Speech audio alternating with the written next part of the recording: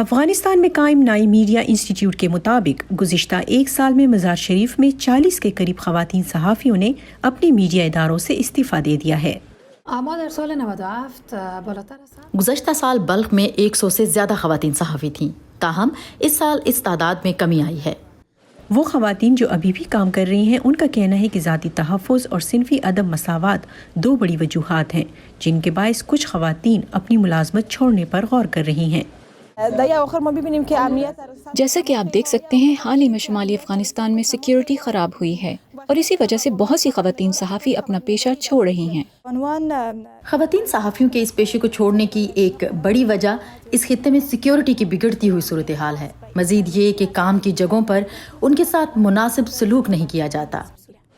کچھ کا کہنا ہے کہ اگرچہ افغانستان میں خواتین کے حقوق بہتر ہوئے ہیں، خاندانی نظریات اور معاشرتی دباؤ اب بھی موجود ہے۔ مرد صحافیوں کے مقابلے میں خواتین کی صلاحیتوں کو خاطر میں نہیں لایا جاتا ہے، خواتین کو ایک شے کے طور پر پیش کیا جاتا ہے۔ خاندان والے اپنی بیٹیوں کو اس پیشے میں نہیں آنے دیتے۔ اصل وجہ معاشرے کا میڈیا کے ماحول کے بارے میں منفی نظریہ ہے، اس لیے ان کے خیال میں نیوز روم خواتین کے لیے موزوں جگہ نہیں ہے۔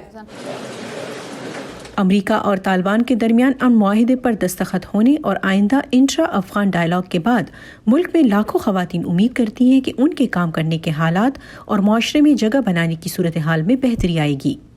میرویز بیجان کے ساتھ نیلوفر مغل، وائس آف امریکہ۔